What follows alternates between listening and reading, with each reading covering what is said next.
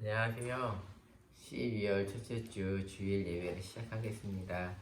12월 25일이 되면 예수님이 오신 성탄절이 다가옵니다. 성탄절을 맞이하면서 우리 지난주에 우리가 함께 나누었던 것처럼 예수님이 이 땅에 오심은 죽으러 오신 것이고, 또 예수님께서 죽으신 이유는 저와 여러분을 구원받기 위해서 지으신 그대로 회복시키기 위해서 이 땅에 오셨다는 것들을 기억하시는 이번 성탄절이 되었으면 좋겠고요. 그 예수님께 감사함과 또한 기쁨을 올려드리는 이번 성탄절이 되었으면 좋겠습니다. 이 시간 우리 함께 찬양하면서 죄인인 우리를 기쁘게 받아주시고 죄인인 우리를 위해서 이 땅에 오신 그 예수님을 우리 찬양하며 우리 나아가도록 하겠습니다.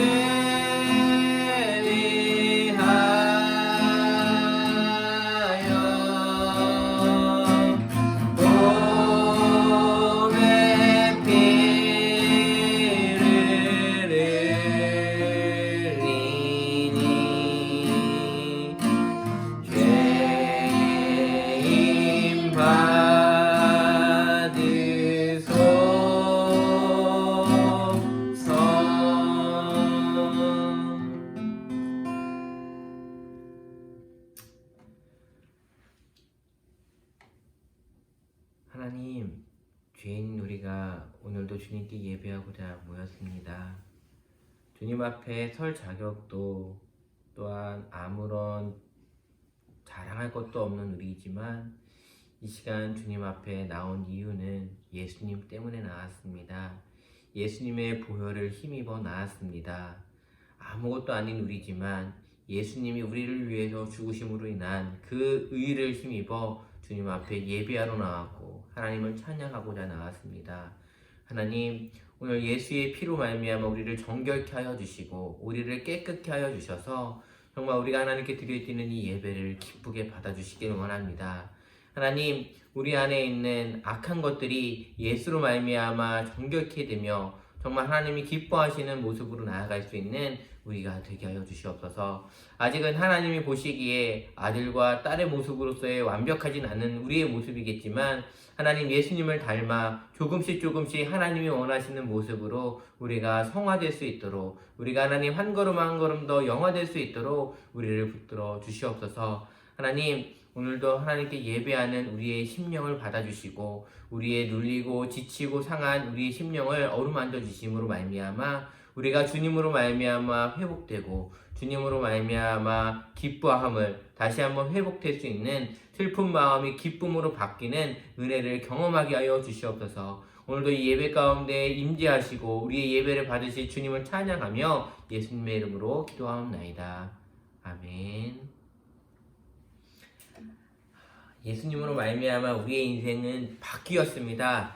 예수님으로 말미암아 우리의 인생은 전복되었습니다. 우리는 슬픈 마음이 아닌 기쁜 마음으로, 우리의 마음은 좌절이 아닌 하나님이 주시는 평안한 마음으로 바뀌었습니다. 우리 이 시간 우리 감사한 마음으로, 우리 기쁜 마음으로 우리 함께 찬양하며 나아가겠습니다.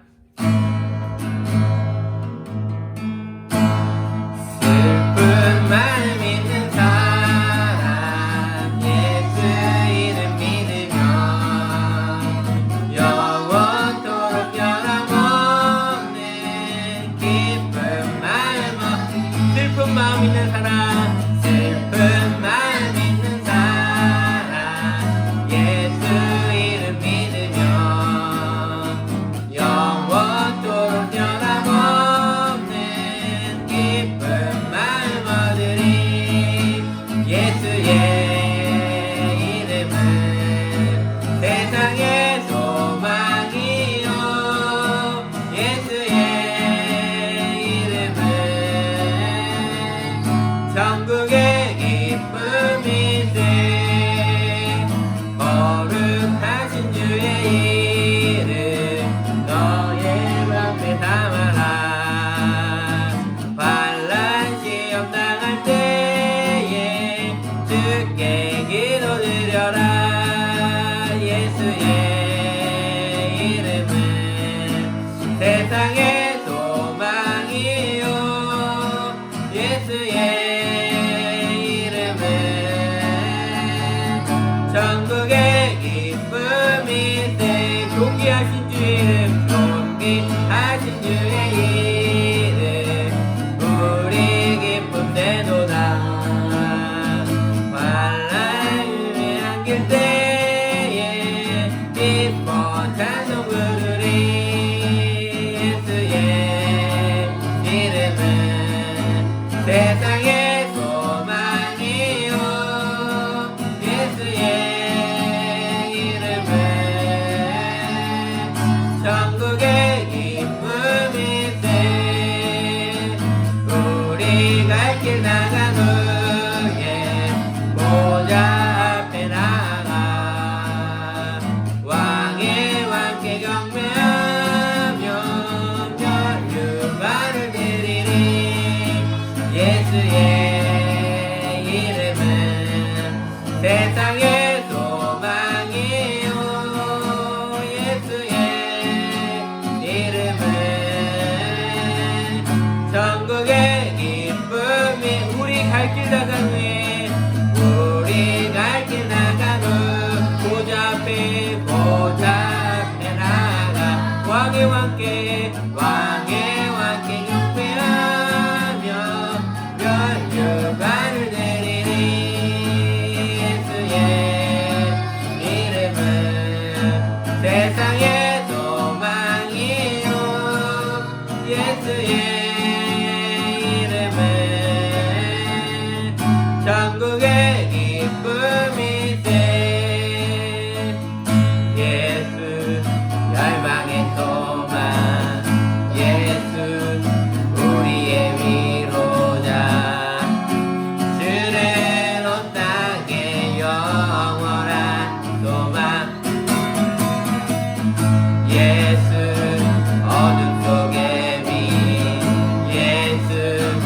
변함없는 진리 주는 온 땅에 빛이 되시네 우리 위에 죽으시고 다시 생명의 주 우리 위에 죽으시고 다시 생명의 주 우리 위에 죽으시고 다시 생명의 주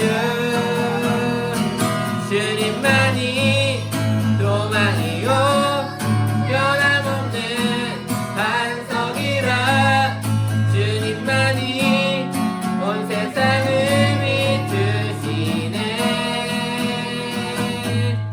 또 죽음에서 부활하신 우리 구주 평강의 왕 주를 믿는 모든 자의 소망 되신 주님만이 소망이요 변함없는 반석이라 주님만이 온 세상을 비추시네 또 죽음에서 부활하신 우리 구주 평강의 왕 주를 믿는 모든 자의 소망 되신 주를 믿네 우리 다시 한번 고백하겠습니다 예수 열방의 소망 예수 열방의 소망 예수 우리의 위로자 주는 온 땅의 영원한 소망 예수 어둠 속의 빛 예수 변함없는 진리 주는 온 땅에 빛이 되시네 우리 위에 죽으시고 다시 생명의 주 우리 위에 죽으시고 다시 생명 우리 위에 죽으시고 다시 생명의 주 우리 위에 죽으시고 다시 생명의 주 주님만이 소망이요 변함없는 반석이라 주님만이 온 세상을 비추시네 또 죽음에서 부활하신 우리 구주 평강의 왕 주를 믿는 모든 자의 소망 되신 주님만이 소망이요 변함없는 반석이라 주님만이 온 세상을 비추시네 또 죽음에서 부활하신 우리 구주 평강의 왕 주를 믿는 모든 자의 소망 되신 주를 믿네 주를 믿네 주를 믿네 주를 믿네 소망이 되시는 하나님 아버지 우리는 룻과같이 아무것도 없는 자들입니다. 세상에 나타낼 것도 없고 세상에 드러낼 것도 없습니다. 돈도 없고 명예도 없고 아무것도 주님 없습니다. 주님이 우리를 보살펴 주시지 않으시면 주님이 우리를 굽어 살펴 주시지 않으시면 우리는 아무것도 할 수 없는 무력한 인간들일 뿐임을 고백합니다. 하나님 룻기를 보면서 룻기의 인생을 반전시켰던 것들은 주님의 은혜였고 주님의 사랑이었음을 보게 되었습니다. 하나님, 오늘도 우리에게 필요한 것은 주님의 그 사랑입니다. 주님의 햇새들을 우리 가운데 부어주셔서 우리의 인생이 룻과 같이 인생이 전환될 수 있는, 하나님, 절망뿐인 인생이 희망으로 바뀔 수 있는 은혜를 우리 가운데 내려주시길 원합니다.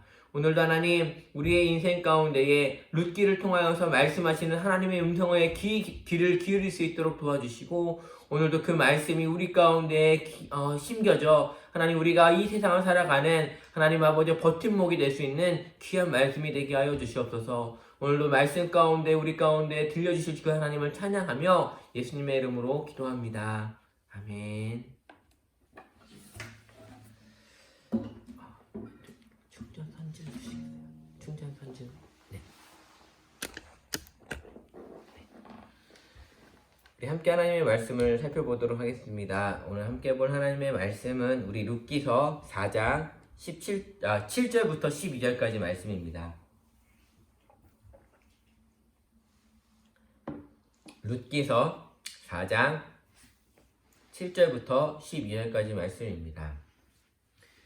제가 가진 성경책은 구약성경 449페이지 정도에 있습니다. 룻기 4장 7절부터 12절까지의 말씀, 우리 다 찾으신 줄 알고 봉독하겠습니다. 옛적 이스라엘 중에는 모든 것을 무르거나 교환하는 일을 확정하기 위하여 사람이 그의 신을 벗어 그의 이웃에게 주더니 이것이 이스라엘 중에 증명하는 전례가 된지라. 이에 그 기업 물을 자가 보아스에게 이르되 네가 너를 위하여 사라 하고 그의 신을 벗는지라. 보아스가 장로들과 모든 백성에게 이르되 내가 엘리멜렉과 기럨과 말론에게 있던 모든 것을 나오미의 손에서 산 일에 너희가 오늘 증인이 되었고, 또 말론의 아내 모압 여인 룻을 사서 나의 아내로 맞이하고 그 죽은 자의 기업을 그의 이름으로 세워 그의 이름이 그의 형제 중과 그곳 성문에서 끊어지지 아니하게 하매 너희가 오늘 증인이 되었느니라 하니, 성문에 있는 모든 백성과 장로들이 이르되 우리가 증인이 되나니 여호와께서 내 집에 들어가는 여인으로 이스라엘의 집을 세운 라헬과 레아 두 사람과 같게 하시고 내가 에브랏에서 유력하고 베들레헴에서 유명하게 하시기를 원하며, 여호와께서 이 젊은 여자로 말미암아 내게 상속자를 주사 내 집이 다말이 유다에게 낳아준 베레스의 집과 같게 하시기를 원하노라 하니라. 아멘. 오늘은 약속을 지킨 보아스라는 제목으로 우리 하나님의 말씀을 함께 살펴보도록 하겠습니다. 여러분은 TV 프로를 자주 보시나요? 어떤 프로를 자주 보시나요? 저는 매주 챙겨보는 것은 딱 두 가지 프로가 있는 것 같습니다. 하나는 토요일날 하는 놀면 뭐하니라는 프로그램을 가족과 함께 보고요. 주일날에는 이제 런닝맨을 챙겨봅니다. 1박 2일도 보내요. 우리 가족들과 함께 볼 수 있고, 또한 우리 가족들이 유재석을 참 좋아해서 유재석이 나온 프로는 조금 보려고 하는 것 같습니다. 그리고 생각해보면 딱히 보는 프로그램은 없습니다. 이곳저곳 돌리다가 재미난 거 있으면 이제 보게 되고, 아이들이 보고 싶어 하는 것이 있으면 이제 보게 되는 것 같습니다. 특히 저는 드라마는 안 보려고 합니다. 왜냐면 한번 보면 계속 봐야 되기 때문에 드라마는 저는 참 안 보려고 합니다. 그런데 금요일날 사모가 저에게 자기가 되고 싶은 인물이 있다면서 한 드라마를 보자고 했습니다. 그 드라마는 바로 스타트업이라는 드라마였습니다. 극중의 할머니가 자기가 되고 싶은 인물이라며 같이 보자고 해서 1편을 보았습니다. 대충 봤습니다. 그냥 키고 이렇게 대충 보다가 그냥 껐습니다. 그런데 대충 보더라도 생각나는 내용이 하나가 있었습니다. 그 스토리를 잠깐 아시는 분도 계시겠지만 모르시는 분이 계셔서 잠깐 그 스토리를 말씀드리면 이런 것이 있었습니다. 1편에서 한지평이라는 인물이 나옵니다. 한지평. 근데 그 인물은 고아였습니다.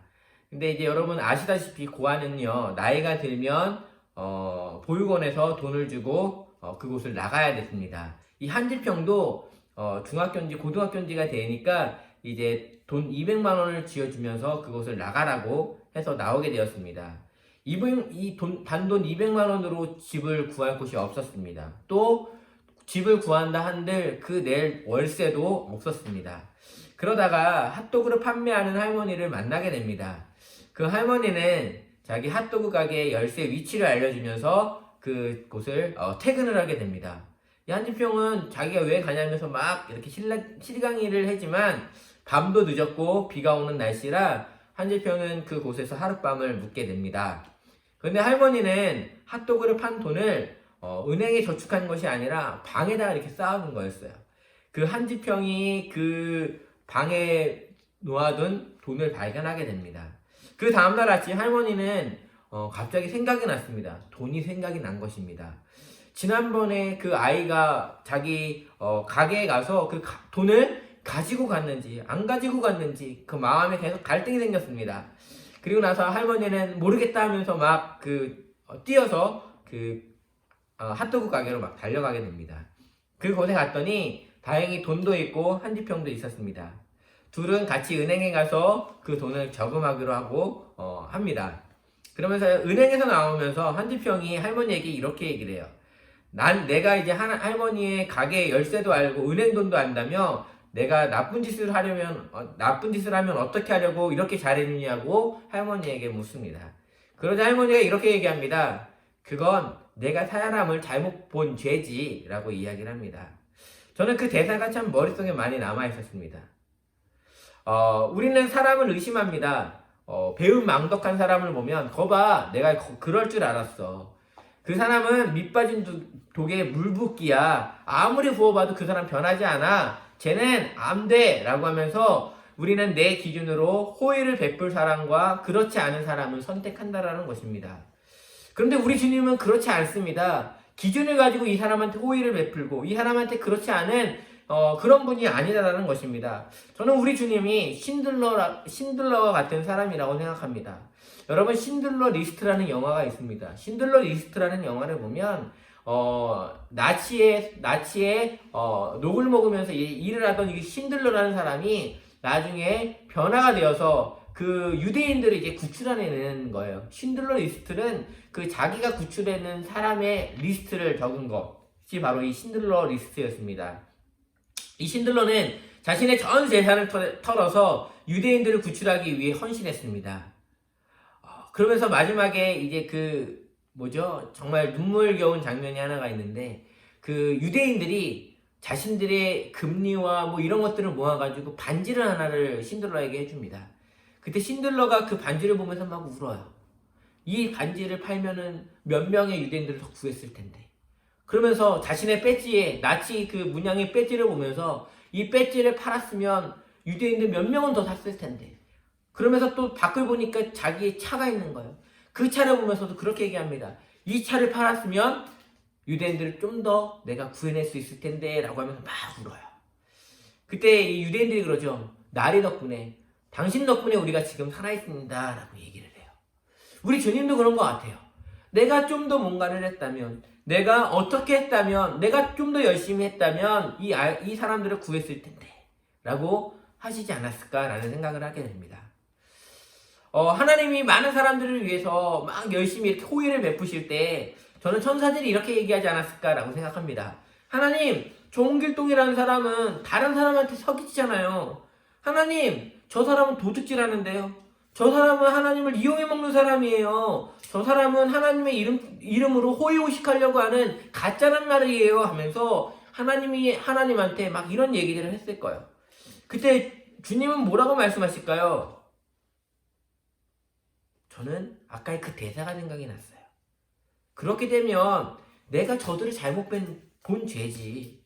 나는 쟤들에게 책임을 전가할 생각이 없어. 나는 그냥 쟤들이 좋단다. 우리 주님은 아무것도 아닌 우리를 위해 헌신하고 계십니다. 지난주 우리는 엘리멜렉 가문을 잇기 위해 보아스가 노력했다는 것들에 대해서 살펴봤습니다. 보아스보다 그 기업 물을 그 권리가 있는 그 사람이 그 권리를 행사를 안 하겠다라고 지난주에 우리가 살펴보았습니다. 그리고 나서 그 다음의 이야기가 오늘 말씀입니다. 오늘 말씀을 통해서 하나님이 우리를 왜 선택하시는지, 하나님의 마음을 아는 이 시간이 되길 원합니다. 우리 룻기를 통해서 한번 살펴보겠습니다. 왜 보아스는 룻을 위해서 손해를 감수할까요?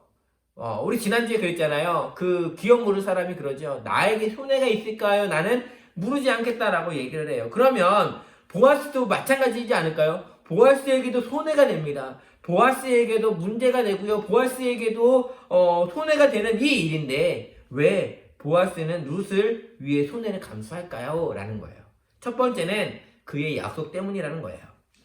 룻기서 3장 13절에 보면 이렇게 얘기하고 있습니다. 제가 읽어드리겠습니다.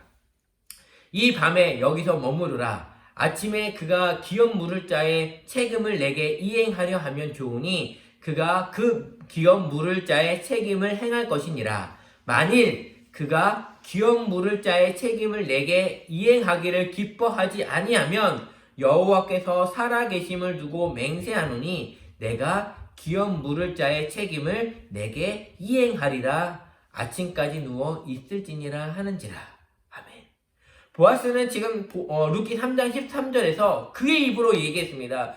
기업 물을 자의 책임을 내게 이행하기를 기뻐하지 아니하면 내가 하겠다라고 이야기를 한 거예요. 여러분, 지금 그 말에 근거로 해서 지금 보아스는 룻을 또한 나오미의 그 가정을 이어받기로 했다라는 거예요. 여러분, 남아 이런 중천금이라는 말이 있습니다. 남자 한 번 바쳤으면 그 말 지켜야지 라고 우리는 이야기를 합니다. 그는 지금 남아 이런 중천금이라는 말처럼 그의 말에 반응하고 있는 거예요. 내가 뱉은 말이니까 내가 지켜야지 라고 하고 있다라는 거예요. 여러분, 말이라는 것이요 참으로 무서운 것 같습니다. 왠지 아세요? 내가 그 말을 뱉었으면 지켜야 하기 때문에 그렇습니다. 여러분, 말은요 나를 제약해요. 내가 한 말은요 나의 행동을 제약한다라는 거예요. 우리의 움직임을 방해한다라는 거예요. 예를 들면 이런 거예요. 나는 담배를 끊겠습니다 라고 약속을 하면 이 담배를 끊어야 돼요. 담배를 피우고 싶었던 것들도 끊어야 되는 거예요. 왜요? 내가 한 말이기 때문에 그래요. 내가 만약에 어떤 사람과 시합을 할 때 내가 당신과 시합할 때 내가 손을 쓰지 않겠습니다 라고 얘기를 하면 그걸 지켜야 돼요. 왜요? 자기가 말한 것이기 때문에 그렇습니다. 말이라는 것은요, 약속이라는 것은요, 내 손과 말을 묶는 행위와 같습니다. 그래서 자유롭지 못하게 하는 거예요. 지금 보아스도 어떻게 보면 그럴 수도 있어요. 그때는 내가 그렇게 얘기했는데 생각해 보니까 아니야, 그렇게 하는 게 아닌 것 같아 라고 할 수도 있습니다. 하지만 자기가 뱉은 말이기 때문에, 자기가 한 약속이기 때문에 그것을 지켜야 한다라는 거예요. 말을 하고 또한 선포하게 되면 그것은 지켜야 하는 것들이 되어버리기 때문에 나를 힘들게 하고 나에게 장애물이 되고 나의 움직임을 방해한다라는 것입니다. 저는요, 예수님이 이 땅에 계시면서 성경책이 있다라는 것들에 감사합니다. 왠지 아세요? 그곳에는 예수님의 말들이 기록되어 있기 때문에 그래요. 예수님이 하셨던 말씀들이 기록되어 있기 때문에 그래요. 우리가 예수님의 말, 예수님이 하셨던 말씀에 대해서 모르면 우리 예수님한테 기도할 때 좀 막연하게 기도할 수도 있어요. 그런데 예수님이 하신 말씀이 그대로 적혀있는 이 신약 성경이 있기 때문에, 특히 마태, 마가, 누가, 요한복음이 있기 때문에 우리는 그 약속을 근거로 하나님께 기도할 수 있는 것입니다. 예수님, 당신이 이 세상 끝날까지 내가 너와 함께 하겠다고 말씀하셨잖아요. 하나님, 저 지금 너무 힘듭니다. 저와 함께 해주세요 라고 우리는 그 말씀을 근거로 기도할 수 있는 거예요. 왜요? 예수님이 그렇게 말씀하셨기 때문에 그래요. 여러분, 지금 여러분 힘들고 어려우신 분들이 계십니까? 그렇다면 이 말씀을 통해서 하나님의 약속을 붙들고 여러분 기도하셨으면 좋겠습니다. 하나님이 여러분에게 주신 그 약속의 말씀들을 통해서 여러분이 기도하시는 여러분이 되셨으면 좋겠습니다. 그와 같이 내버려두지 않으신다는 그 약속을 듣고 기도하셨으면 좋겠어요. 끊임없이 기도하면 응답해 주시겠다고 하셨던 그 약속의 말씀을 붙들고 여러분 기도하셨으면 좋겠다라는 거예요. 그것이 하나님이 우리에게 주신 이 말씀을 주신 이유이고 또한 우리에게 주신 기도의 효력이라는 것들을 여러분 기억하셨으면 좋겠습니다. 저는 신년이 되면 교회에서 각자에게 주시는 말씀하면서 이 헌금 바구니 같은 데에다가 이제 말씀 구절들을 막 넣고 거기서 이제 뽑는 것들을 하게 됩니다. 여러분은 그것들, 그 행동과 그 모습을 어떻게 보실지 모르겠지만 저는 그 안에는 두 가지 점이, 좋은 점도 있고 나쁜 점도 있는 것 같습니다. 나쁜 점은 이런 것 같아요. 하나님의 말씀을 꼭 부적처럼 우리가 여길 수 있다는 거예요. 그 말씀이 올 한 해 우리에게 주신 말씀일 수도 있지만 그 말씀이 아니면 어떡해요? 하나님의 말씀은 이렇게 두껍고 이렇게 많은데 우리가 하나님의 이 많은 말씀들 중에 그 한 구절의 말씀이 나의 상황과 나의 모습과 나의 문제들을 해결할 수 있는 그 말씀이 될까라는 것들에 대한 의구심은 저는 있다라는 거예요. 저는 하나님이 우리에게 그때그때마다 주시는 말씀이 다르다라고 생각합니다. 그래서 우리는 하나님의 말씀을 읽어야 되고 그 말씀 가운데 적혀져 있는 그 한 구절을 다시 한번 의지하면서 하나님께 나아가야 된다라는 거예요. 그런데 한 해 처음에 뽑았던 그 말씀이 부적처럼 되어서 그것을 의지하는 것은 주님이 우리에게 원하시는 모습은 아닐 거예요. 다만 좋은 점이 있다면 신년을 말씀으로 시작하고 말씀을 의지해서 시작하자라는 그 의도는 참 좋은 것 같습니다. 하지만 그의 방법은 저는 좀 동의하지는 않는 것 같아요. 그래서 저는 교회가 또한 강단에서 강조해야 될 것은 통독이고 말씀을 읽는 것을 강조해야지 한 구절에 그 말씀을 붙드는 것들에 대한 것들은 위험한 것에 대해서는 이야기를 해줘야 될 필요성이 있다고 생각합니다. 저는 우리가 하나님의 말씀에 근거해서 기도하는 것은 참 좋은 기도 방법임을 여러분에게 말씀드리고 싶습니다. 우리의 기도는 하나님의 약속을 붙들고 기도하는 거예요. 하나님, 룻을 보살펴 주셨던 것처럼 저도 보살펴 주세요 라고 아까 기도했어요. 그런 것처럼 우리는 하나님의 말씀을 근거해서 하나님께 나아가는 거예요. 하나님, 저도 룻과 같이 아무것도 없잖아요. 룻과 같이 힘들어요. 하루 벌어서 하루 먹을 것밖에 없는 것이 우리예요 하면서 하나님께 기도를, 우리가 말씀을 의지해서 기도하는 것이 너무 중요하다는 거예요. 여러분, 지금 코로나19로 인하여서 많은 분들이 힘든 한 해를 보내셨고 지금도 보내고 계십니다. 그때 여러분에게 이 말씀이, 하나님의 말씀이 위로가 되길 바랍니다. 어떤 분이 이런 말을 하더라고요. 어떤 문제 때문에 많이 힘들었대요. 그런데 말씀을 가까이 하지 않으니까 말씀이 생각이 나질 않더래요. 그런데 다행히도 찬양이 생각이 나서 그 찬양을 부르면서 그 어려움들을 극복했다, 이겨냈다라고 말씀을 하시더라고요. 그러면서 그분이 저에게 마지막에 하셨던 말씀은 왜 성경을 읽어야 되는지 알겠어요 라고 얘기를 하시더라고요. 맞아요. 성경 말씀은 우리가 힘들고 어려울 때에 하나님의 말씀을 통하여서 우리가 위로도 받고요. 그 말씀을 붙들고 우리가 힘을 얻을 수 있다라는 것입니다. 여러분, 하나님의 말씀을 여러분이 가까이 여기시고 붙드시는 우리 모두가 되길 주님의 이름으로 축원합니다. 여러분, 왜 보아스가 룻을 위해 손해를 감수했을까? 첫 번째는 그의 말 때문이었다 그랬잖아요. 약속 때문이었어요. 두 번째 이유는 뭐냐면 룻을 사랑해서였기 때문입니다. 그녀를 헤세드해서라는 것입니다. 오늘 보아스의 말을 한번 들어볼까요? 9절부터 제가 읽어드리겠습니다.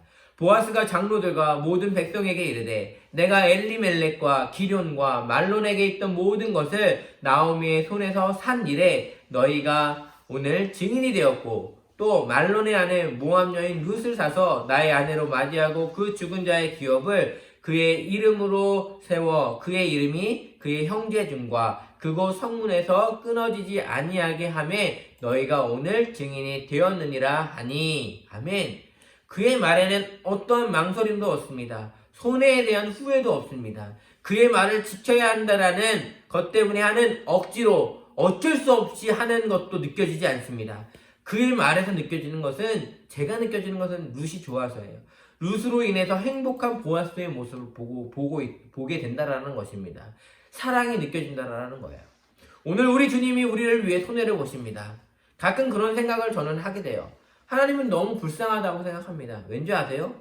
아담의 죄로 인해서 이 땅에 죄가 들어왔다면 저 같으면요 다시 리셋할 것 같아요. 다시 리셋하면 돼요. 이 세상을 다 엎어버리고요. 이 세상을 다시 다 엎어버리고요. 다시 만드시면 돼요. 다시 새로운 아담을 만들고 다시 새로운 하와를 만들고 하셔도 돼요. 근데 그렇게 하지 않으셨어요. 그냥 계속 역사를 이어가시는 것이 참 대단하다고 생각합니다. 그리고 하나님은 아셨을 거예요. 예수님, 당신의 하나뿐인 아들 예수가 십자가에서 죽어야 된다는 사실을 말이죠. 그럼에도 불구하고 하나님은 이 세상을 리셋하지 않으시는 이유가 바로 여기 있는 저와 여러분 때문이라는 거예요. 우리 때문이라는 거예요. 우리에게 뭘 주고 싶으신 걸까요? 주님과의 연합함이 얼마나 좋은지 알려주시기 위함이라는 거예요. 앞서 말했듯이 룻이 만약 보아스를 이용해 먹으려고 하는 여자라고 한다면 보아스는 뭐라고 했을까요? 후회했을까요? 하나님을 이용해 먹는 우리를 향해 주님은 뭐라고 하실까요? 그래도 내가 너를 사랑한다 아닐까요? 여러분, 제가 오늘 솔직히 말해서 찬양을 하나를 하고 싶었어요. 그 찬양이 오늘 이 말씀과 너무나도 맞는 찬양이었는데 제가 하지 못했습니다. 이유는 하나예요. 너무 어려워서 못했습니다. 여러분, 혹시 이 말씀이 끝나고 나서 기회가 되시는 분은 박종호 씨가 부른 그래도라는 찬양을 한번 들어보셨으면 좋겠어요. 그래도 내가 너를 사랑하고 내가 너를 떠나도 그래도 내가 너를 아껴주고, 그 안에 주님의 마음이 담겨 있어요. 그 주님의 그 사랑이 담겨져 있어요. 그럼 전해 들은 예화입니다. 한 아들이 있었대요. 그 아들이 어떤 여자를 사랑하게 되었다고 합니다. 그 여자는 나쁜 여자였습니다. 그 남자를 이용해 먹는 아주 나쁜 여자였습니다. 그런데 그 남자는 그 여자에게 홀딱 반해서 그 여자의 말이라면 어떤 것도 하는 그런 남자였다라는 것입니다. 어느 날 그 여자가 남자에게 이렇게 얘기합니다. 당신의 어머니의 심장을 갖고 싶다고 이야기를 합니다. 여러분, 이런 얘기를 들으면 남자들은 어떻게 생각해야 돼요? 이 여자가 미쳤나? 하면서 안 돼! 라고 해야 되는데 이 남자는 지금 이 여자에 푹 빠져버렸어요. 그래서 이 아들은 자신의 어머니를 죽이고 어머니의 심장을 들고 그 여자에게 막 달려갔습니다. 그러다가 돌부리에 걸려 넘어지고 말았습니다. 그러자 손에 있던 어머니의 심장이 손에서 벗어나 통통통통 튀게 되었어요. 그러자 그 심장이 아들을 향해 이렇게 얘기했다고 합니다. 아들아, 괜찮니? 아들아, 안 다쳤어? 여자 때문에 자신을 죽이고 자신의 심장을 달려가다 넘어진 아들에게 엄마의 심장은 아들을 걱정하고 있다는 거예요. 이게 주님의 마음이 아닐까요? 주님은 우리를 위해서 모든 손해도, 모든 아픔도, 모든 괴로움도 우리를 위해서 감내하셨어요. 우리 때문이에요. 우리 때문에. 그럼에도 주님의 음성에서는 1절의 후회도 없고요, 1절의 망설임도 없고요, 1절의 주저함도 없이 그 일들을 묵묵히 감당하셨고 감내하셨어요. 그 이유가 뭘까요? 우리를 헤세드하기 때문에 그렇다는 거예요. 말씀을 정리하겠습니다. 이 말씀을 정리하면서 제가 오늘 본문을 보면서 의구심이 든 한 구절이 있습니다. 그 한 구절을 한번 같이 읽어보겠습니다. 8절 말씀을 우리 한번 읽어보겠습니다. 이에 그 기업 물을 자가 보아스에게 이르되 네가 너를 위하여 사라 하고 그의 신을 벗는지라. 여기 보면요, 네가 너를 위하여 사라라고 해요. 여러분, 이해가 안 되지 않나요? 저는 이 말이 이해가 안 돼요. 왜 너를 위하여 살까요? 왜 보아스에게 너를 위하여 사라고 할까요? 보아스에게는 아무런 이득이 없다니까요. 보아스에게는 아무런 혜택이 없어요. 오히려 손해예요. 자기도 그 얘기를 했잖아요. 그런데 왜 그 사람은 보아스에게 너를 위하여 살아라고 했을까요? 제가 짧은 시간 이 구절에 대해서 묵상을 해봤는데 이런 뜻인 것 같아요. 보아스의 삶은 헤세드의 삶을 살고 있었습니다. 그래서 그의 주변에는 그의 헤세드를 통해 많은 사람들이 은혜를 받았어요. 룻도 그들 중에 한 사람 아니에요? 보아스는요, 자신에게 있는 것들을 나눌 수 있는, 또한 나누기를 기뻐하는 사람이었어요. 그래서 저는 보아스의 밭에 많은 사람들이 모여서 이삭 죽기를 하려고 노력했지 않았을까라고 생각을 해요. 보아스는 자신의 종들과 자신에게 있는 사람들에게 헬스를 계속해서 베풀었던 인덕 있는 사람이었던 것 같아요. 그런 보아스의 삶은요, 그 당시의 삶과 맞지 않습니다. 지금의 삶은 어떤 시대라고 제가 말씀을 드렸죠? 사사기 시대예요. 각자 소견에 오른 대로 사는 시대예요. 안 줘도 돼요.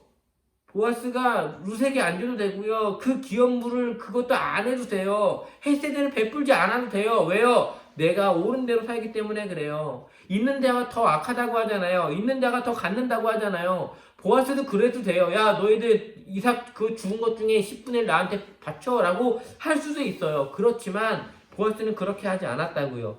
보아스는 헬세대를 보여주는 삶을 살았다라는 거예요. 그런 보아스에게 룻을 맞이하는 것은 헬세드를 보여주는 또 하나의 삶이었다는 거예요. 보아스는 헬세드의 삶이 무엇인지를 보여주는 사람이었기 때문에 룻을 아내로 맞이하는 것도 자신을 위해서 사는 것이라는 거예요. 왜요? 헬세드를 위한 삶의 모습을 하나의 또한 예를 보여줄 수 있다는 거예요. 그래서 그 사람은 그렇게 얘기했습니다. 마찬가지입니다. 주님도 이 세상을요, 구원하는 방법이 바로 그거예요. 느리더라도 하나님을 믿고 하나님을 사랑하고 하나님을 받아들이는 그 방식대로 나아가고 계세요. 여러분, 강압적으로 총칼을 들이밀면서 야, 너 예수님 믿어, 안 믿으면 죽어 라고 한다면 이 세상에 많은 사람, 지금보다 더 많은 사람이 하나님을 믿는다라고 얘기할 거예요. 그런데 그 마음에는 뭐가 없는 거죠? 하나님에 대한 사랑이 없어요. 주님을 향한 헌신도 없어요. 아무것도 없는 거예요. 하나님은 그런 빈 껍데기인 헌신과 빈 껍데기인 사랑이 아닌 하나님을 진정 사랑하는 모습으로 하나님을 사랑하기를 원하신다는 거예요. 그것이 느리더라도 더디더라도 주님이 선택하신 방법이라는 거예요. 여러분, 예수님의 능력이라면 12제자가 아니라 120명, 1200명, 12만 명, 그 당시에 많은 사람을 제자로 만들 수 있지 않았을까요? 그런데 왜 고작 12명을 만드셨나고요? 예수님은 느리더라도 그 한 사람 한 사람을 정말 하나님을 향한 사랑을 만나게 하기 위해서 노력하신 그 방법이 주님이 선택하신 방법이라고요. 느리더라도 하나님을 사랑하게 하는 그 방법을 선택하신 그 하나님이 지금도 그 방법을 유지하고 계세요. 그 방법으로 계속해서 가실 거예요. 그 가운데 우리는 어떤 거예요? 그 햇세대를 누린 사람들이에요. 그러면서 오늘 성경이 말하고자 하는 마지막은 뭘까요? 증인입니다. 오늘 성경에서, 오늘 본문에서 많이 등장했던 단어 중에 하나가 증인이에요. 증인이 되겠습니다. 증인이 되겠습니다. 증인이 되겠습니다. 우리의 인생도 룻과 같이 보잘것 없는 인생이었고 아무것도 아닌 인생이었고 주님이 아니시면 우리 아무도 거들떠보지 않았던 우리의 인생이었는데 주님이 우리를 받아주셔서 주님이 우리를 아내로 맞이해 주셔서 주님이 우리를 자녀 삼아 주셔서 우리가 그래도 이렇게 삽니다라고 우리는 고백하면서 살아가는 자들이잖아요. 그런 우리가 어떤 삶을 살아야 돼요? 증인의 삶을 살아야 돼요. 하나님의 사랑을 보여주는 헬세드의 증인이 되어야 된다는 것입니다. 여러분, 이번 한 주간 또한 이번 한 달 우리가 예수님의 오심을 기억하면서 하나님의 은혜로 말미암아 구원받은 우리가 이 세상 가운데에 증인의 모습, 헬세드의 증인의 삶을 보여주는 그런 모습이 되었으면 좋겠습니다. 그래도 하나님은 우리를 사랑하신다는 것들을 경험한 우리가 세상을 향해서 너희가 그래도 너희가 죄지어도 그래도 주님은 너희를 사랑하신다라고 외칠 수 있는 그런 모습이 우리가 되었으면 좋겠어요.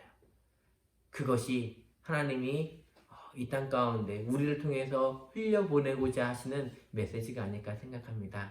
이번 한 주도 하나님의 증인의 모습을 살아가는 우리가 되게 주님의 이름으로 축원합니다. 기도하겠습니다. 아무것도 아닌 우리를 하나님의 자녀로 삼아주시고 하나님의 아내로 또한 하나님의 백성으로 삼아주신 주님을 찬양합니다. 하나님, 우리는 주님의 은혜로 말미암아 예수님의 보혈로 말미암아 하나님의 자녀가 되었고 하나님의 권속이 되었습니다. 하나님, 그 은혜를 누린 우리가 이제 그 은혜를 누리기를 원하는 많은 사람들에게 증인의 삶을 살아갈 수 있기를 원합니다. 하나님의 사랑은 조건 없는 사랑입니다. 어떠한 것들을 받기 위해서 하는 사랑이 아니라 어떤 것들을 얻기 위한 사랑이 아니라 누가 줬으면 그것을 받는 기브앤테이크의 사랑이 아니라 아가페의 사랑을 보여주신 그 하나님의 마음을 우리가 보여주게 하여 주시옵소서.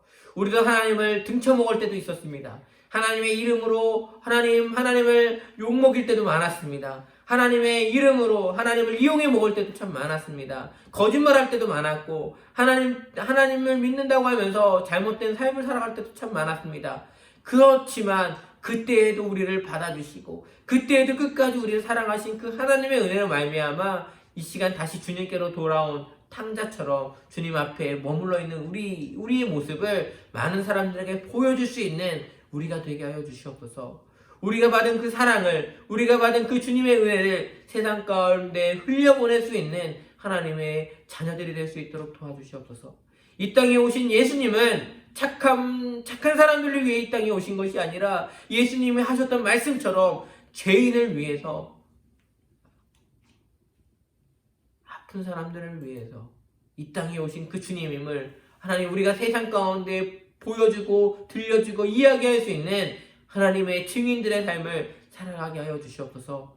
하나님, 오늘 약속을 지킨 보아스처럼 이 세상을 한없이 사랑하시는 그 하나님의 사랑으로 말미암아 우리가 생각할 때 저 사람은 구원받지 못했지만 하나님은 그 사람도 품어주시고 그 사람을 위해서 십자가에 돌아가신 그 하나님의 마음을 우리가 정말 그 사람들에게 이야기해 줄 수 있는 우리가 되게 하여 주시옵소서.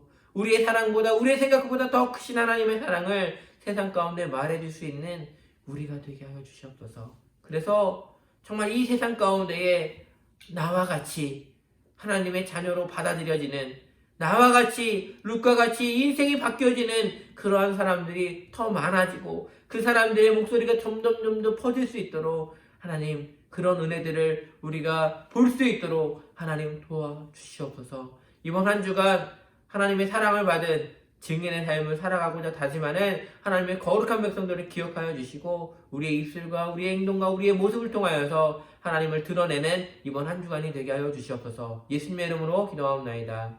아멘.